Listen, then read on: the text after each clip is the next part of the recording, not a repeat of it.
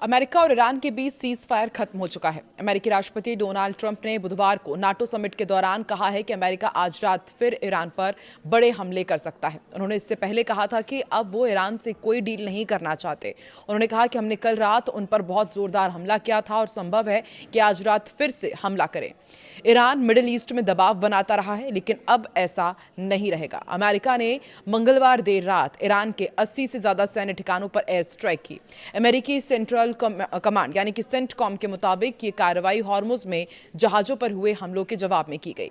नमस्कार, मैं हूं आकांक्षा और आप देख रहे हैं न्यूज 18 का डिजिटल प्लेटफॉर्म। ईरान के साथ सीज फायर टूटने के बाद अमेरिकी राष्ट्रपति डोनाल्ड ट्रंप ने आज रात ही ईरान पर दोबारा एक और बड़ा घातक हमले करने की खुली चेतावनी देकर दुनिया को फिर से हिला दिया है। इस ऐलान के बाद इजराइल के बेन गुरियन एयरपोर्ट पर युद्ध के दौरान आए करीब 50% अमेरिकी रिफ्यूलिंग विमानों की भारी हलचल शुरू हो चुकी है, जो किसी भी वक्त हवा में लड़ाकू विमानों को तेल सप्लाई कर आसमान से मौत बरसाने के लिए पूरी घेराबंदी कर चुके हैं। दूसरी तरफ ईरान भी हम नहीं डरते वाले तेवर दिखा रहा है। ईरान ने मंगलवार को हॉर्मुज में दरअसल 3 जहाजों को निशाना बनाया था। ईरान ने बताया कि ये हमले इसलिए किए गए क्योंकि हॉर्मुज के कमर्शियल जहाज उनके बताए रास्तों से नहीं गुजर रहे थे। ईरान के साथ सीज फायर तोड़ने के बाद ट्रंप ने अब खुली चेतावनी दे डाली है।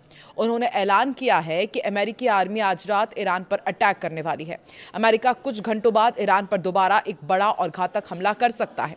इस खौफनाक बयान के बाद से ही इजराइल के बेन गुरियन एयरपोर्ट पर अमेरिकी युद्धक विमानों की भारी हलचल देखी जा रही है। हालात इतने गंभीर हैं कि किसी भी वक्त आसमान से मौत बरस सकती है। इजराइल ने पहले ही ऐलान कर दिया था कि आईडीएफ किसी भी मिशन के लिए तैयार है। उधर ईरान भी हम नहीं डरते वाली दम दिखा रहा है।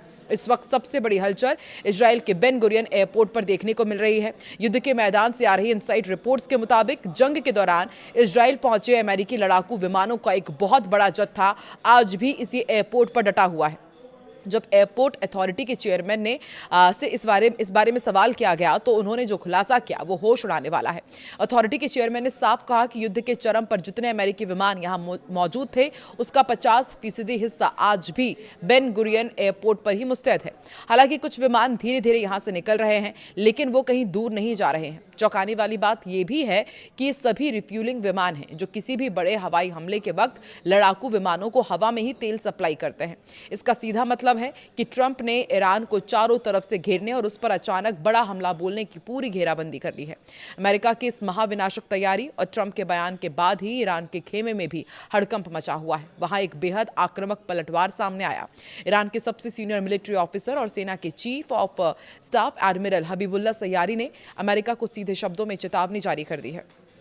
एडमिरल ने गरजते हुए कहा कि अगर अमेरिका सेना ने ईरान के दक्षिणी तटों पर कदम रखने की हिमाकत की तो अंजाम बहुत भुगतना होगा। उन्होंने ये भी कहा कि जो भी सेना ईरान की सरजमी या उसके तटों पर पैर रखेगी वो एक ऐसे खौफनाक नरक में प्रवेश करेगी जिससे जिंदा बाहर निकलने का कोई रास्ता नहीं होगा।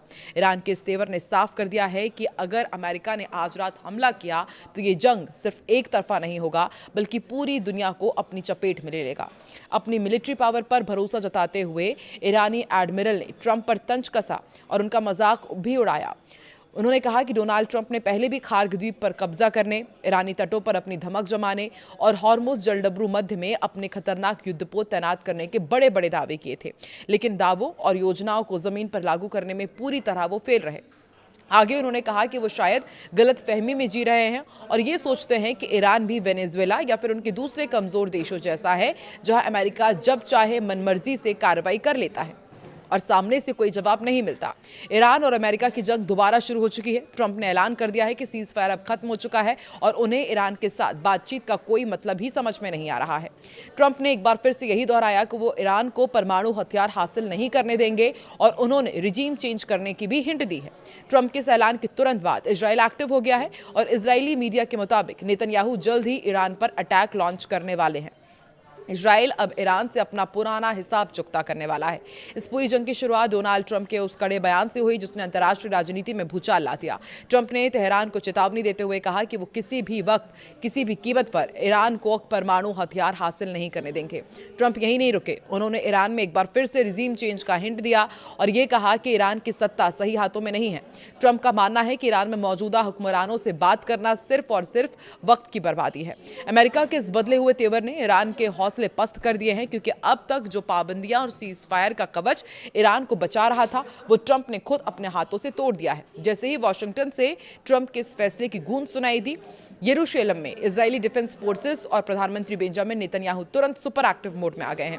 इजराइल पिछले काफी समय से ईरान के खिलाफ एक तगड़े ऑपरेशन का मौका ढूंढ ही रहा था, लेकिन अब अमेरिकी दबाव के कारण उसके हाथ पहले जो बंधे हुए थे, डोनाल्ड ट्रंप ने खुद ही ईरान के खिलाफ मोर्चा खोल दिया है, तो इजराइल के लिए भी इससे बेहतर मौका कोई हो ही नहीं सकता था। इजरायली सेना के कमांड सेंटर्स में लाइटें जल चुकी हैं। फाइटर जेट्स के पायलट्स को हाई अलर्ट पर रहने का हुक्म दे दिया गया है और माना जा रहा है कि नेतन्याहू 3 जगह हमले कर सकते हैं। इसी बीच जो सबसे बड़ा धमाका हुआ है वो है इजरायली मीडिया द्वारा नेतन्याहू के सीक्रेट वॉर प्लान की लीक होना। इस लीक हुई रिपोर्ट ने तेहरान के होश उड़ा दिए हैं। मीडिया रिपोर्ट्स के मुताबिक इजराइल इस बार ईरान पर कोई छोटा मोटा हमला नहीं करने जा रहा है, बल्कि वो एक साथ 3 मोर्चों पर कयामत बरसाने की तैयारी में है। पहली जो अटैक की जाएगी वो माना जा रहा है कि परमाणु ठिकानों पर सीधा अटैक होगा। F-35 stealth fighter jets Iran के सबसे सुरक्षित और जमीन के नीचे बने नातंज और बुशहर जैसे परमाणु सेंट्रीफ्यूज को बंकर बस्टर बमों से पूरी तरह तबाह कर देंगे। मिलिट्री कमांड सेंटर्स का खात्मा की भी तैयारी है। इसराइल ने ईरान की पैरामिलिट्री रेवोल्यूशनरी गार्ड्स के हेडक्वार्टर्स और उनके मिसाइल लॉन्चिंग पैड्स की एक लिस्ट तैयार की है, जिन्हें कुछ ही मिनटों में मलबे के ढेर में तब्दील करने की तैयारी है। और रणनीति ये है कि आर्थिक कमर भी तोड़ी जाए।